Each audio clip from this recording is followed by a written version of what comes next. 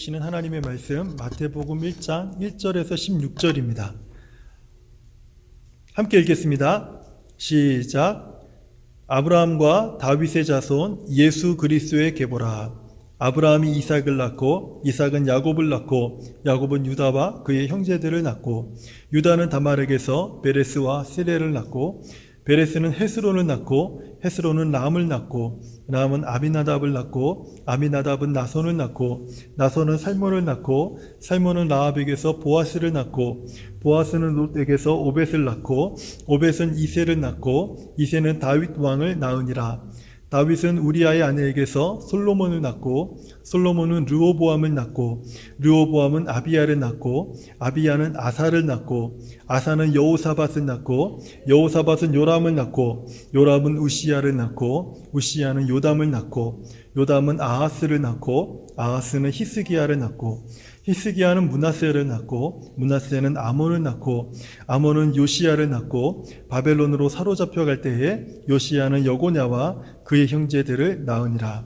바벨론으로 사로잡혀간 후에 여고냐는 스알디엘을 낳고 스알디엘은 수룹바벨을 낳고 수룹바벨은 아비웃을 낳고 아비웃은 엘리야김을 낳고 엘리야김은 아소르를 낳고 아소르는 사덕을 낳고 사덕은 아킴을 낳고 아킴은 엘리웃을 낳고 엘리웃은 엘르아사를 낳고 엘르아살은 mat단을 낳고 mat단은 야곱을 낳고 야곱은 마리아의 남편 요셉을 낳았으니 마리아에게서 그리스도라 칭하는 예수가 나시니라.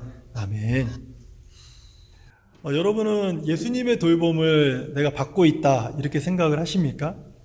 예수님께서 우리를 돌보신다. 예수님이 나를 돌보신다. 예수님이 우리 가정을 돌보신다. 예수님이 우리의 사업을 돌보시고 우리의 그 일터를 돌보시고 또 우리의 진로를 예수님께서 돌보고 계신다. 이런 사실을 정말 마음으로 이렇게 깊이 우리가 인정하면서 또 받아들이면서 또 그것을 경험하면서 살고 계시냐는 거예요. 예수님께서 우리를 돌보신다. 이 사실은요, 신뢰에서 시작한다라고 제가 지난번에 말씀을 드렸습니다.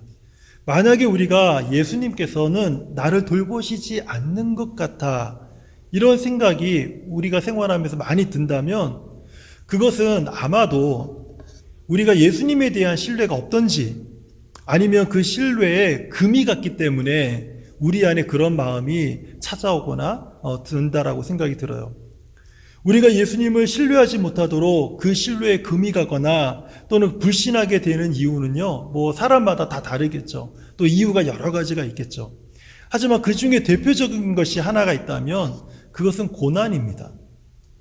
고난 중에 있는 성도들이 많은 경우에 주님을 신뢰하지 못하는 경우가 참 많습니다.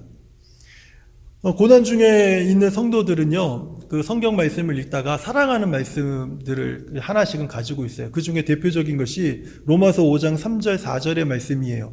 우리가 환난 중에도 즐거워하나니 이는 환난은 인내를, 인내는 연단을, 연단은 소망을 이루는 줄 알미로다. 그렇지. 이러한 고난이 나에게 인내를 주고 인내는 나를 연단하고 연단이 마침내 나에게 소망을 이루게 되지.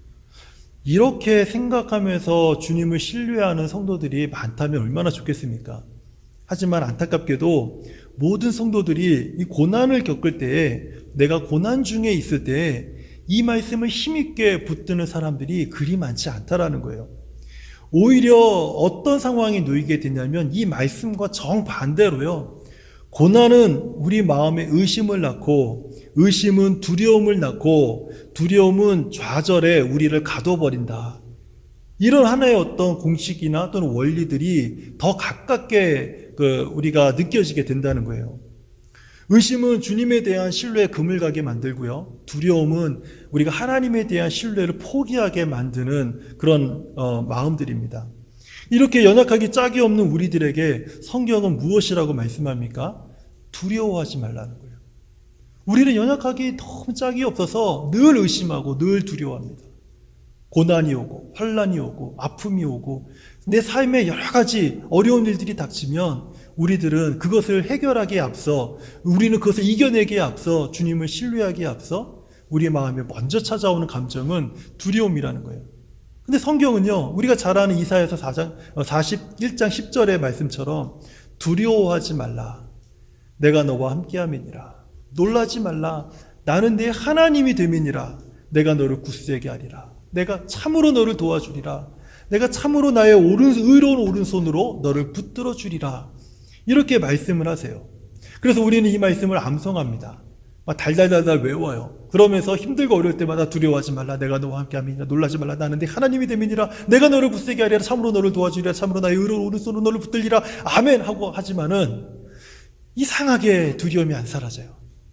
그래서 우리는 이 말씀을 딸딸딸딸 외우면서 이 말씀이 그저 우리들에게 격려해주고 위로해주는 말씀으로 우리는 받아들이고 있다는 거예요. 하지만 이 말씀은요, 가련하고 가난한 자가 물을 구하고 있는데 물이 없어서 갈증으로 그들의 혀가 바짝 말라버린 그런 사람들에게 주시는 하나님의 약속이에요. 이것은 단순한 격려나 위로가 아니라는 거예요. 이 말씀은 어떤 이유로든지 간에 이제 곧 망할 것 같은, 이제 곧 죽을 것 같은 사람들에게 주시는 하나님의 약속이라는 것입니다. 이 말씀은요, 지금 고난 중에 있는 성도들에게 주시는 하나님의 약속이에요. 이 약속의 핵심이 무엇입니까? 두려워하지 말라는 거예요. 그것 때문에 두려워하지 말라는 것입니다. 1980년대에 루마니아에 하나님의 지하 운동이라는 책을 쓰신 그 범브란트라는 목사님이 계셨어요. 이 범브란트 목사님은요, 그 루마니아가 그 당시에 공산치하에서 놓여 있었는데, 이제 그곳에서 목회를 하다가 그냥 아무런 이유 없이 체포가 되었습니다.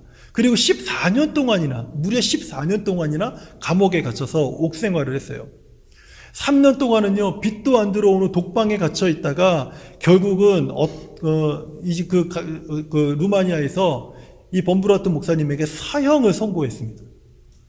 아니, 그냥 옥에 갇혀 있을 때는요, 그래도 내가 주님 때문에 이런 핍박을 받는다, 애매하게 고난을 당한다, 이렇게 생각을 하면서 견딜만 했습니다. 그런데 이 사형 선고를 딱 받으니까 마음이 확 무너져 버렸어요. 그래서 이 목사님이 절망하면서 하나님 앞에 엎드려서 독방에서 하나님 앞에 원망 섞인 소리로 기도하기 시작했습니다. 아니, 하나님, 내가 주의 일을 하다가 이 고난을 당하는 거, 제가 이렇게 견디는 거 다 할 수 있습니다. 사형이라니요. 사형이라니요. 너무한 것 아닙니까? 내가 이렇게 주를 위해서 수고하고 있는데 그저 형장의 일설로 이렇게 사라져야만 합니까? 막 이렇게 원망하면서 하나님 앞에 엎드려 기도하고 있는데 하나님이 그 마음에 음성을 주셨어요. 사랑하는 종아, 너 성경에서 두려워하지 말라는 말이 몇 번 기록되어 있는지 아니? 한번 세어보아라. 그래서 이제 기도를 마치고 바로 그 자리에 성경을 펴서 창세기부터 계시록까지 이 목사님이 막 이렇게 동그라미를 쳐가면서 두려워하지 말라는 말씀에 동그라미를 쳐가면서 성경을 창세기부터 계시록까지 다 읽었다라는 거예요. 그러니까 거기에 몇 번 있었냐면 366번에 두려워하지 말라는 말씀이 기록되어 있었다는 겁니다. 그러면서 기도하는 가운데 하나님이 다시 음성을 주셨어요. 왜 366번이나 내가 성경에 두려워하지 말라는 말을 기록했겠니? 매일같이 너희들이 두려워할 수밖에 없는 연약한 인생이지만 내가 너희들에게 매일같이 주는, 에브리데이 주는 데일리 약속이 바로 이 말씀이다. 365일 두려워하면서 살아갈 수밖에 없는 인생이지만 내가 너희들에게 주는 365일의 약속은 두려워하지 말라는 것이다.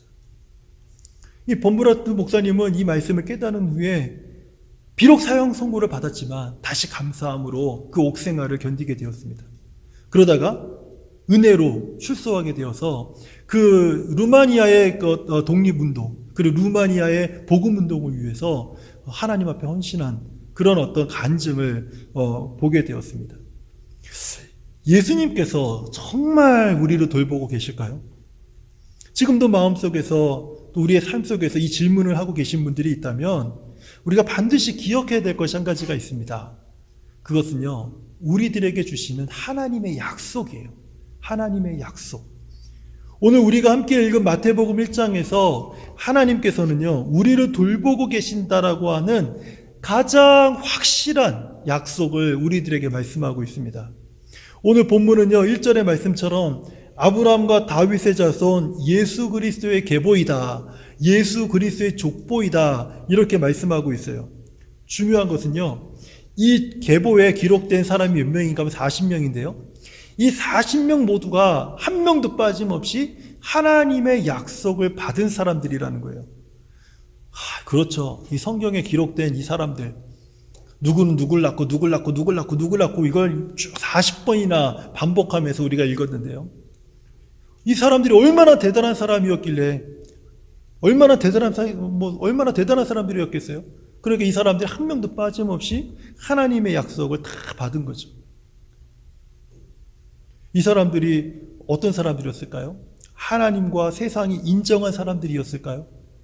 엄청나게 화려하고 성공적인 인생을 살았던 사람들이었을까요? 세상이 감당할 수 없는 믿음을 가져서 탁월한 믿음으로 세상을 당당하게 이겨나갔던 그런 사람들이었을까요? 하나님의 능력을 덧입어서 날마다 기적을 경험한 그런 사람들이었을까요? 여기 마태복음 1장 예수님의 족보에 기록되어 있는 이 40명의 사람들은요, 사실 이전에 있었던 아주 위대한 믿음의 사람들, 신앙의 사람들의 이름을 기록한 출석부가 아니에요. 여기에 기록된 대부분의 사람들은요, 마치 교도소에서 간수가 죄수들의 이름을 하나씩 하나씩 부르는 그 리스트와도 같아요. 그 명단과도 같은 거라고요. 마치 죄를 지어서 교도소에 갇혀가지고 간수가 한 명씩 한 명씩 이름을 불러내는 그 명단과도 같은 그 기록이 바로 이 40명의 사람들이라는 거예요. 제일 처음에 언급된 그 아브라함을 한번 보세요. 아브라함은 어떤 사람입니까?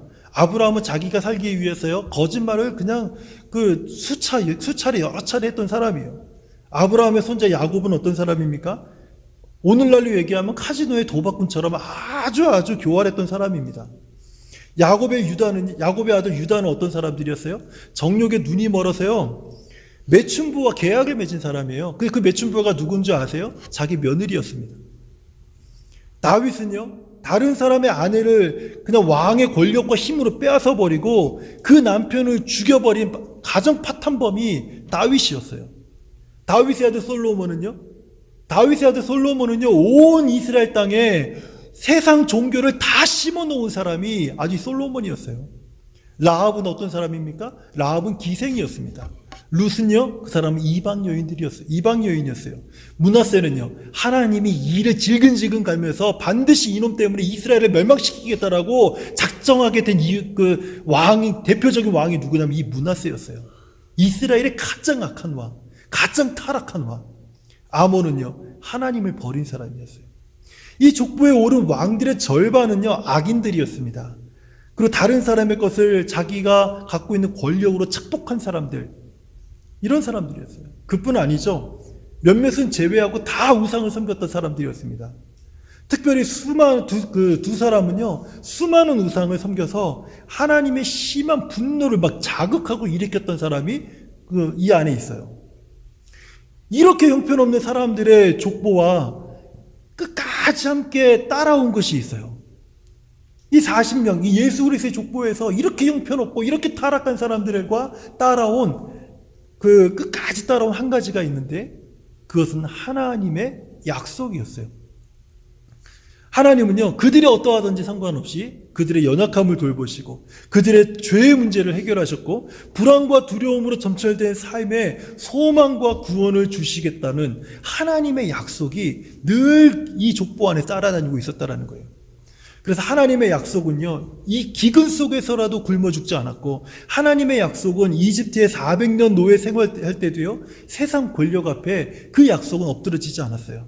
하나님의 약속은 광야의 그 오랜 세월 시간 속에서도 흔들리지 않고 견고하게 그 약속은 서 있었고, 하나님의 약속은 이스라엘 전체가 하나님의 말씀을 버리고 음란하게 우상을 섬겼을 때에도 신실하게 그들과 함께 있었습니다. 여호수아는 이스라엘의 역대 지도자 중에서요, 가나안 정복이라는 가장 두렵고도 떨리는 사명을 부여받은 이스라엘의 리더였습니다. 하나님은 그 사명 때문에 두려워서 떨고 있었던 여호수아에게 여호수아 1장 9절에 그 약속의 말씀을 주셨어요. 내가 네게 명령한 것이 아니냐. 가나안 정복, 내가 네게 명령했던 것이 아니냐. 너는 마음을 강하게 하라. 담대히 하라. 두려워하며 놀라지 말라. 네가 어디로 가든지 네 하나님 여호와가 너와 함께 할 것이다. 이 약속을 그 여호수아에게 주었습니다. 그리고 이 주어졌던 사명을요 모두 마친 후에 여호수아서 23장 14절에서 백성들에게 자기가 받았던 이 하나님의 약속에 대해서 이런 간증을 했어요. 제가 한번 읽어드릴게요.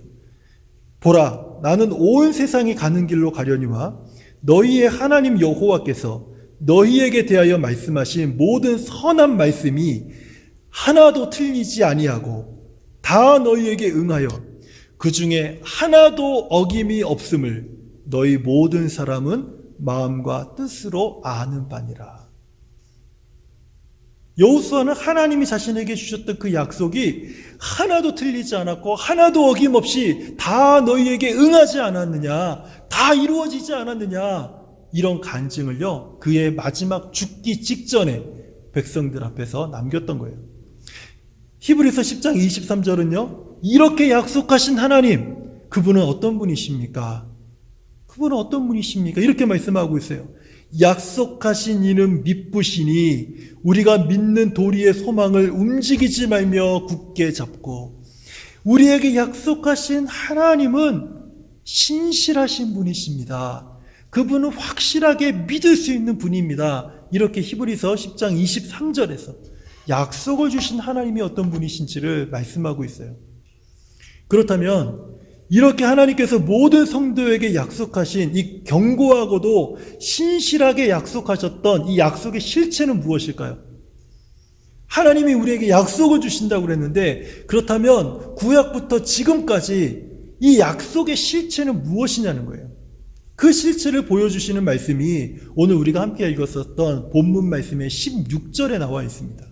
한번 성경을 펼쳐보세요. 그리고 16절을 보세요. 우리는 40편에 누가 누구를 낳고를 그 반복하면서 읽어왔습니다. 그리고 마지막 16절에서 이렇게 기록하고 있어요.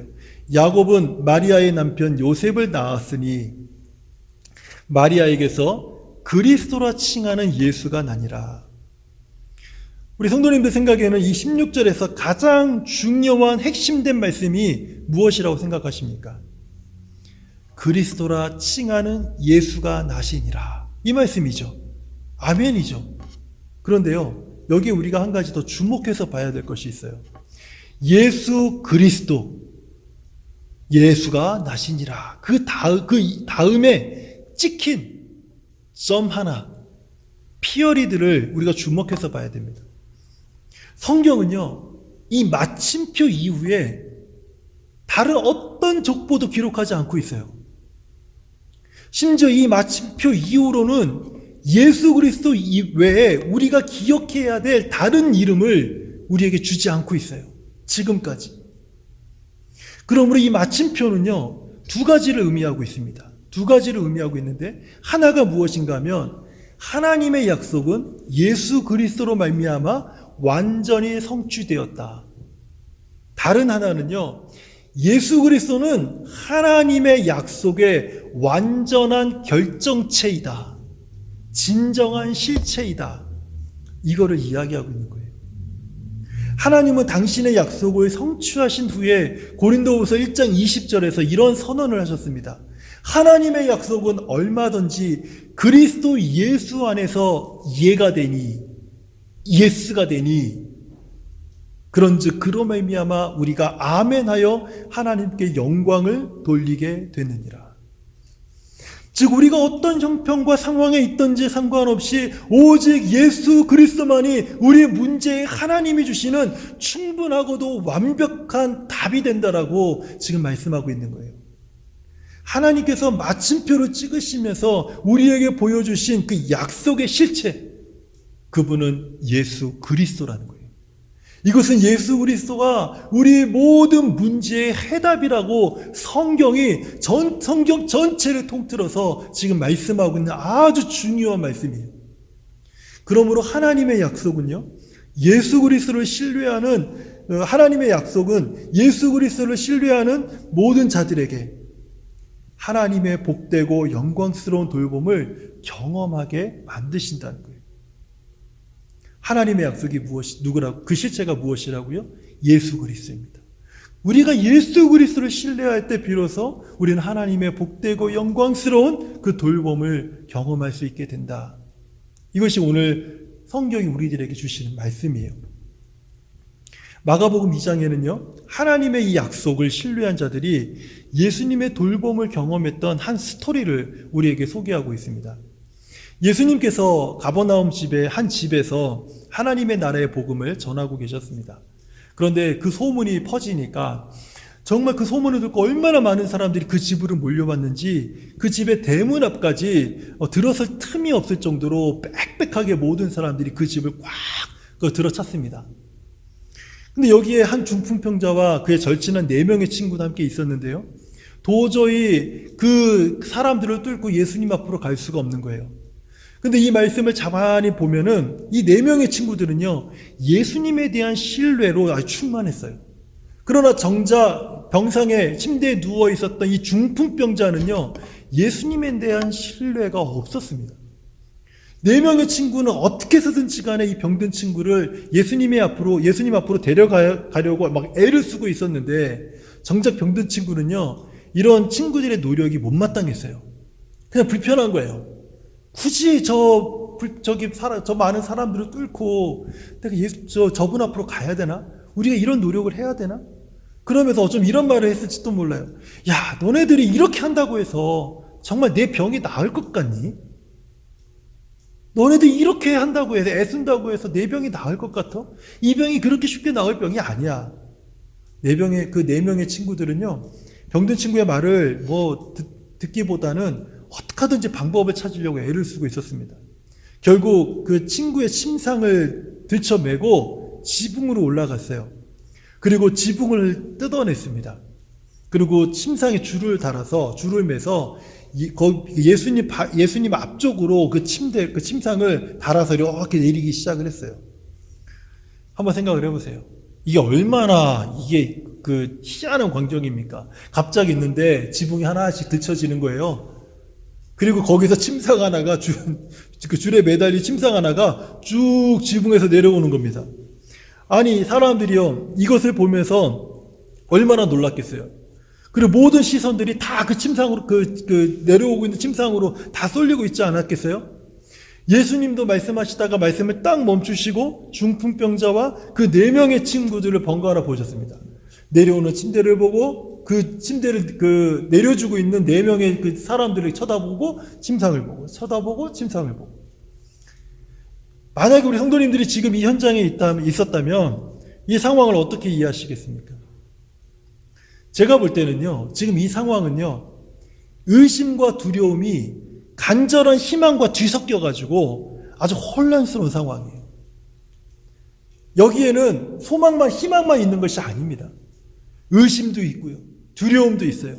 하지만 간절한 희망이 또 있어요. 이 두 가지, 네거티브와 포지티브가 같이 뒤섞여가지고 아주 복잡하고 혼잡하고, 그리고 막 사람들이 도대체 이게 뭐지 하면서 혼란스럽게 만드는 그런 상황이었다는 거예요. 예수님은 이 4명의 친구들의 믿음을 보시고 중풍병자가 홀로 일어날 수 있도록 그의 병을 고쳐주셨어요. 저는 이 말씀 속에서 아주 중요한 한 가지 교훈이 있다고 봐요.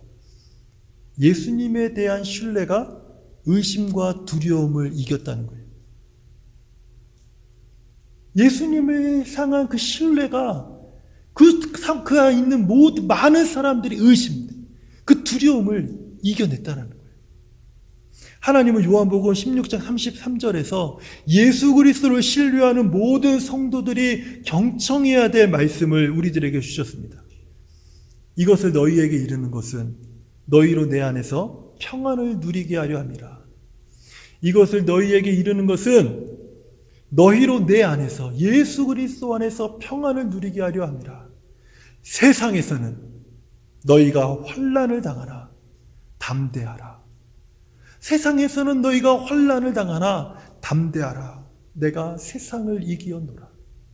세상이 주는 어떠한 환난은요, 우리들을 의심하게 만들고 두려워하게 만들지는 모를지라도 예수께서 세상을 이기셨다라는 것을 너희들이 안다면, 예수께서 세상을 이기셨고 정복하셨다라는 것을 너희가 안다면, 세상이 주는 그 어떠한 환난이 우리 삶 가운데 닥친다 할지라도 그리스도 예수 안에서 의심이 아닌, 두려움이 아닌 평안함이 너희를 주장하게 될 것이다.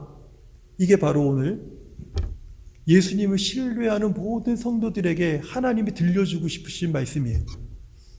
히브리서 13장 5절의 말씀을 들어보세요. 그가 친히 말씀하시기를 내가 결코 너희를 버리지 아니하고 너희를 떠나지 아니하리라. 하나님은요, 우리들의 돌봄을 완전히 성취하시기 위해서 하나님의 아들 예수 그리스도를 우리에게 보내주셨어요. 이 이상 우리들에게 하나님의 확실한 약속을 보여줄 만한 실체가 더 이상 없는 거예요. 완벽한 하나님의 약속의 실체입니다. 그러면서 이 실체를 우리들에게 보여주면서 말씀하시는 거예요. 친히 말씀하시기를 내가 결코 너희를 버리지 않겠다. 내가 결코 너희를 떠나지 않겠다. 사랑하는 성도님들, 오늘 우리가 이 말씀 앞에서 저와 우리 모든 성도님들이 한 가지 정말 중요한 다짐을 함께 했으면 좋겠어요. 하나님의 약속, 하나님의 약속의 진정한 실체, 정말 예수 그리스도를 믿으시기 바랍니다. 예수 그리스도를 신뢰하시기 바랍니다. 그러면 예수님만으로 충분한 하나님의 돌봄과 은혜가 우리의 삶에, 우리의 가정에, 우리의 사업에, 우리의 자녀들 가운데 흘러 넘치게 될 줄 믿습니다. 이러한 은혜가, 이러한 하나님의 돌봄이 이번 한 주간에도 우리 안에 충만하시기를 우리 주님의 이름으로 축원드립니다. 하나님 감사합니다. 오늘 우리에게 주신 이 약속의 말씀을 통해서 하나님이 예수 그리스도께서 우리를 돌보신다. 하나님, 이 약속을 우리가 굳게 믿고 우리 삶에 어떠한 근심과 걱정과 환난과 고난이 다가온다 할지라도 이 신뢰, 이 믿음을 가지고 세상을 이겨나가고 주님이 주신 참된 평안을 누리는 우리 모든 성도들 되도록 은혜를 주시옵소서. 예수님의 이름으로 기도합니다. 아멘. 저는 마지막에 부르는 이 찬양이 너무 좋아요. 오늘 우리가 들었던 말씀을 기억하면서 하나님, 정말 주님의 마음을 이 말씀을 통해서 내 가슴에 담아두길 원하시는 그 주님의 마음을 내게 주시옵소서. 우리 마지막으로 이 찬양의 고백을 드리고 우리 예배를 마치도록 하겠습니다. 주님 마음 내게 주옵소서. 주님 마음 내게 주소서. 내 아버지 주님 마음 내게 주소서. 나를 향하신 주님의 뜻이 이루어지도록 주님 마음 내게 주소서. 주님 마음 내게 주옵소서. 주님 마음 내게 주소서. 내 아버지 주님 마음 내게 주소서. 나를 향하신 주님의 뜻이 이루어지도록 주님 마음 내게 주옵소서. 다시 한번 찬양하겠습니다. 주의 마음 내게 주옵소서. 주님 마음 내게 주옵소서.